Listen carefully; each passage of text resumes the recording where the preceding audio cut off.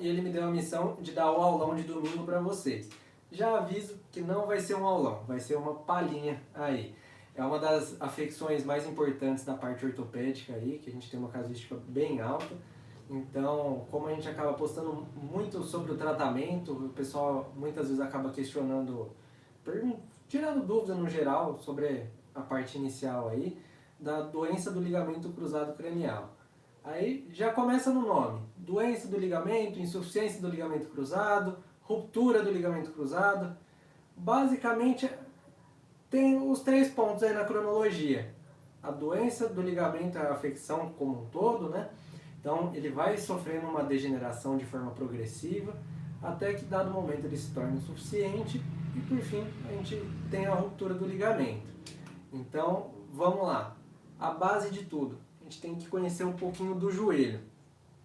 O joelho é uma articulação do tipo gínglimo. O que esse nome estranho significa? Basicamente é uma articulação que faz um movimento de flexão e extensão. Então é isso que a gente precisa saber. Qual que é o grande X da questão? Ela não é que nem a articulação coxo-femoral, que é uma articulação côncavo-convexa, que o osso encaixa assim perfeitamente. Quando a gente vai analisar aqui, a porção proximal da tíbia, ela é plana e muitas vezes um tantinho inclinada. O platô tibial é inclinado. E os côndilos femorais. Então, você concorda que colocando aqui os côndilos femorais sobre essa mesinha da tíbia, ele ia acabar escorregando, né? Então a gente precisa de mecanismos aí estabilizadores do joelho. Dos que é bem importante a gente falar aqui seria o menisco. Ele permite a congruência entre os côndilos femorais e a tíbia, ele acomoda muito bem os côndilos aqui. Notem que ele faz como se fosse um buraquinho realmente para permitir o côndilo femoral encostar e articular. Então ele não é nada mais que um disco fibrocartilaginoso, ele tem um formato de C e fica entre os côndilos do fêmur e da tíbia. A função dele é basicamente de distribuir a carga aqui no joelho, ele estabiliza o joelho e ainda absorve impacto. Então é uma estrutura bem importante. E quando a gente tem a ruptura do cruzado, muitas vezes ele acaba sendo prejudicado. Mas isso daí a gente vai lá para frente. Bom, dos mecanismos estabilizadores do joelho, a gente tem os primários e secundários. Os primários, os ligamentos cruzados craniais, ligamentos cruzados caudais, e aqui a gente tem os colaterais, o medial e o lateral. Os estabilizadores secundários que a gente pode considerar aqui, além de musculatura, tendões, a cápsula articular que envolve tudo isso, aqui ao redor do joelho, e a gente tem o menisco que a gente já conversou anteriormente. Falando em tendão, uma dúvida bem recorrente. O que é um tendão? Quando liga o músculo com o osso. E um ligamento, osso com osso, que nem o ligamento cruzado cranial, por exemplo, está ligando a tíbia com o fêmur. O pessoal sempre fica com dúvida, é tendão patelar, ligamento patelar? Bom, aqui vem o grupo muscular do quadríceps, e na inserção com a patela, de fato é um tendão. Aqui, da patela até a tuberosidade tibial, a gente considera anatomicamente como um ligamento. Então, vamos lá. Quais são as funções do ligamento cruzado caudal?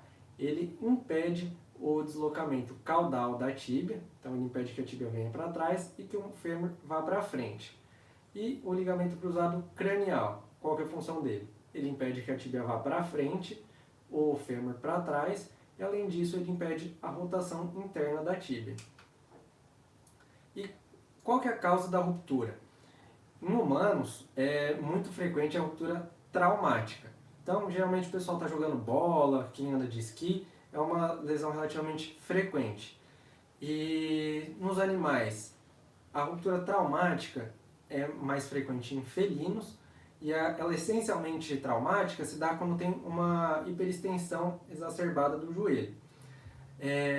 A causa em si da ruptura do ligamento não foi muito bem elucidada, mas basicamente ao longo da vida do animal esse ligamento é submetido a estresse, e outras coisas que vão causando um desgaste dele, de forma que ele vá, por exemplo, estirando e em dado momento ele não aguenta o tranco e acaba rompendo. Uma outra coisa bem importante seria a gente pensar que tem vários fatores que estão envolvidos nisso. Então, fator genético, racial, sempre tem aquelas raças que são mais predispostas. Tem fatores anatômicos. O ângulo do platô tibial muito inclinado, ele pode predispor à ruptura. Alterações imunomediadas. Então, pacientes com artropatias, isso gera uma inflamação crônica ali dentro do joelho e isso pode acabar cometendo o ligamento. Mas exemplos mais palpáveis ali no dia a dia que a gente consegue ter uma percepção melhor. Você pega um cachorro com sobrepeso, então o cachorro que, por exemplo, deveria ter 5 quilos, a conformação óssea, o ligamento, tudo ali foi feito para aguentar um cachorro de 5 quilos. Se esse cachorro já está com uns 10, então está sobrecarregando todas as estruturas ali de dentro. Uma outra questão que é relevante que a gente consegue ver no dia a dia seria a influência do piso liso, por exemplo. O cachorro está escorregando lá direto, vai dando umas estiradas no joelho, vai dando uma forçada. Em relação a sobrepeso, um dos primeiros pacientes que eu peguei com ruptura de cruzado, ele era um poodlezinho, ele estava um pouquinho acima do peso, e o que ele foi fazer? Subiu na mesa de jantar para roubar estrogonofe. A tutora falou que na hora que ele pulou, já deu um gritinho, não apoiou mais a pata e ela ficou horrorizada. Já veio correndo para passar por atendimento, tudo. E basicamente esse evento traumático pode ter sido um estopim. O ligamento dele já estava um pouco lesado, deu um pulinho ali, alguma coisinha de mau jeito, acabou de estourar. Quando a gente está atendendo um paciente desses, é inclusive muito importante passar para o tutor que é muito provável que ele vá ter uma ruptura do membro contralateral. Na literatura, a gente tem trabalhos aí relatando uma incidência de afecção bilateral de 22 a 54% dos nossos casos. A manifestação clínica que eles apresentam é variada. A gente pode ter a manifestação clínica aguda ou a crônica. Agudo, basicamente, ele vai ter uma impotência funcional do membro. É muito clássico, eles apoiam a pata em pinça. Eles praticamente não jogam peso em cima. E nota-se instabilidade ali no joelho, ele apresenta dor articular, efusão articular, a gente consegue notar também. Quando o paciente já tem uma ruptura crônica, a claudicação tem graus variados. Tem paciente que não está apoiando e tem paciente que consegue até deambular relativamente ok. Mas nota-se assim, uma doença articular degenerativa muito avançada nesses pacientes. Quando a gente vai articular o joelho, nota-se uma crepitação bem forte. E uma outra coisa que é bem notável, geralmente paciente muito grande, a gente nota que forma um aumento de volume aqui na porção medial da tíbia, chamado de medial buttress, que nada mais é que uma fibrose que acontece ali na cápsula articular.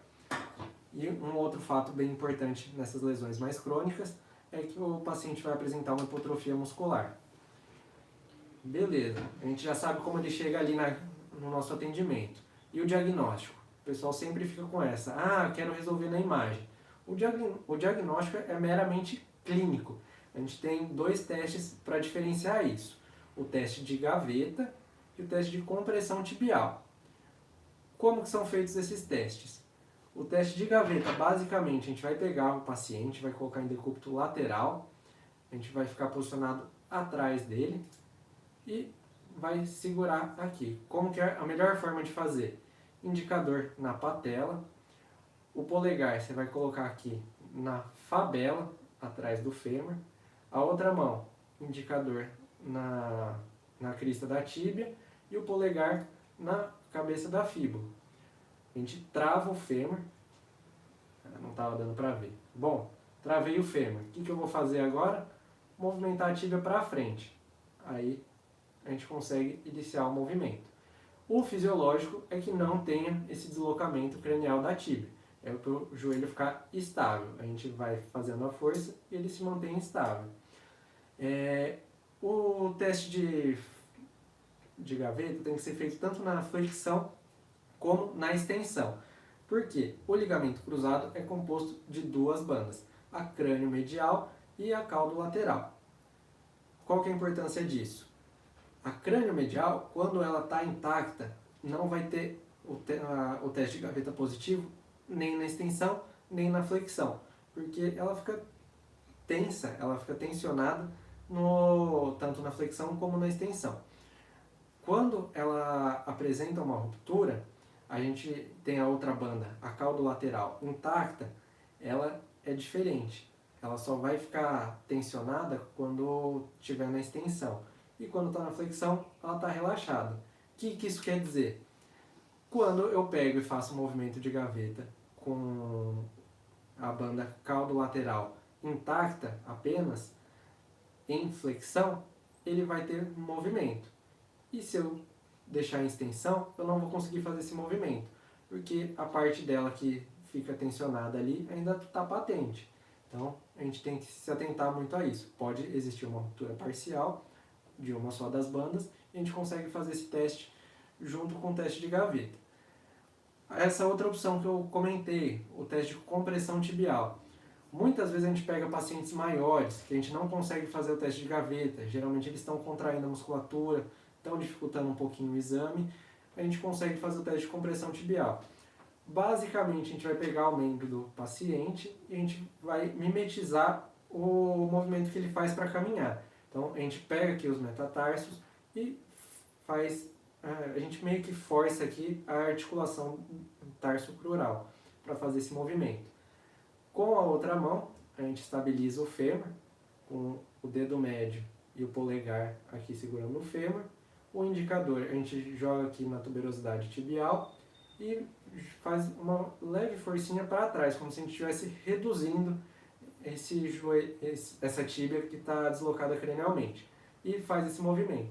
Se ela movimentar cranialmente, é sugestivo também, é confirmatório da ruptura do ligamento. Da parte dos exames de imagem, qual que é a importância deles? O raio-x, que nem eu falei, ele não é diagnóstico, ele serve ali para a gente fazer outras coisas, que são elas. Avaliar a presença de alguma alteração concomitante, então o paciente pode ter uma fratura, ele pode ter uma neoplasia, serve para a gente descartar essas afecções. A gente consegue avaliar o grau de degeneração da articulação, então a gente vê como está a osteoartrose ali, se já evoluiu bastante. E para o planejamento das cirurgias que envolvem osteotomia, que precisa de algumas mensurações, a gente vai fazer um corte no osso, então é algo um pouquinho mais específico. Em relação aos outros exames, basicamente a gente faz o exame do ultrassom, é um exame difícil inclusive, são poucas pessoas que têm o costume de fazer ultrassom de joelho. Então a gente consegue ver por meio do ultrassom se tem uma ruptura parcial e a gente consegue fazer uma avaliação dos meniscos. O menisco a gente também consegue avaliar por meio da ressonância magnética e da artroscopia. Mas para que eu quero ver o menisco?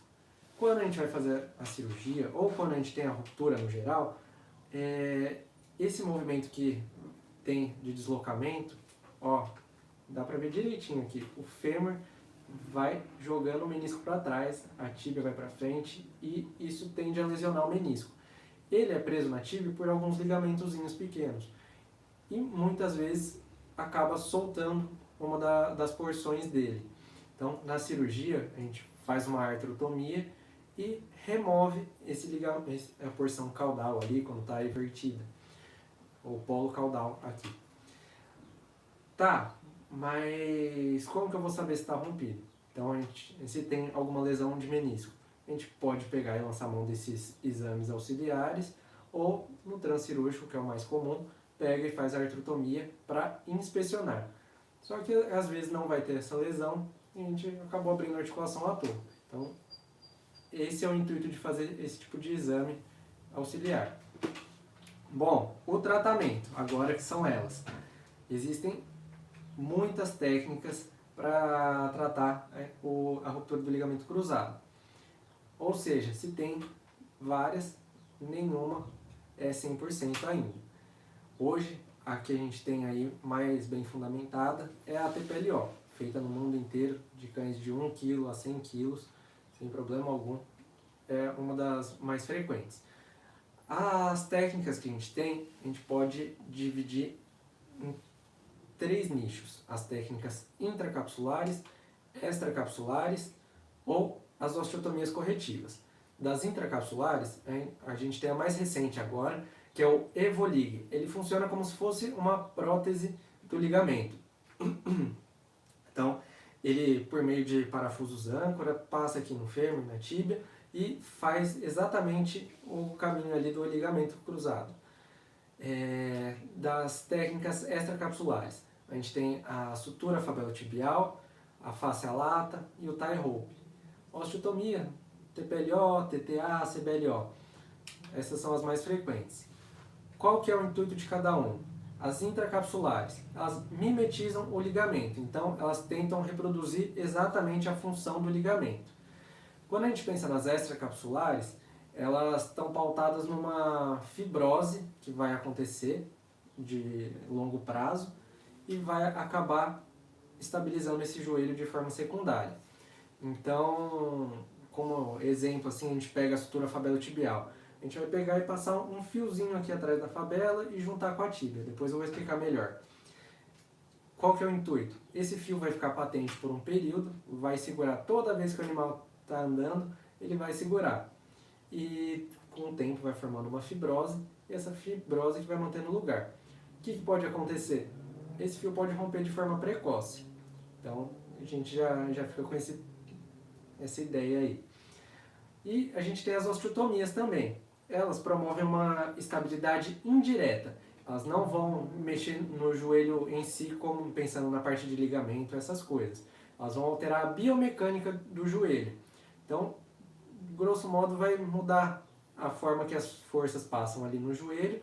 Então, torna desnecessário o ligamento. A tíbia vai parar de ter esse deslocamento cranial por outros motivos. Então, nesse tipo de técnica, é importante a gente lembrar. Depois que eu fiz uma TPLO, por exemplo, se eu for fazer um teste de gaveta, ele vai dar positivo. Por quê? Porque é uma técnica que envolve uma estabilização dinâmica. Então, quando a gente faz o teste de compressão tibial, como ele mimetiza o caminhar do paciente, a TPLO anula esse movimento.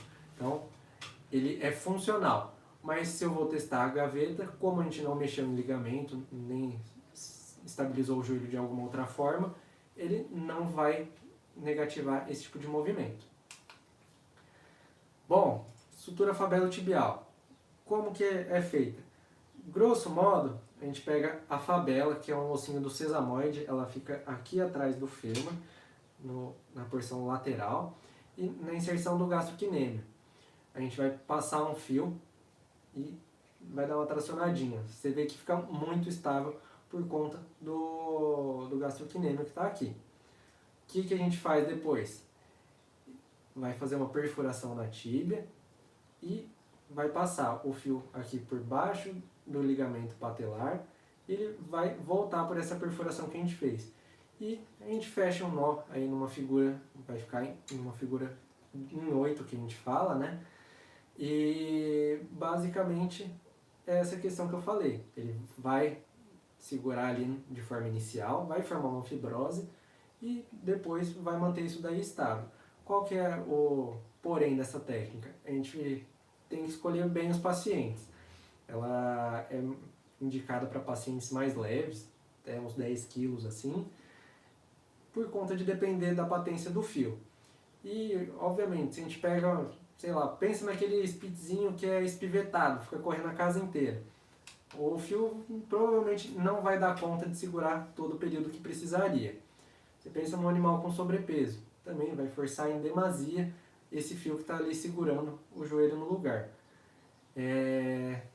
A outra técnica mais frequente que a gente tem utilizado aí na rotina seria a TPLO. Inclusive, a Gislaine já explicou na semana passada.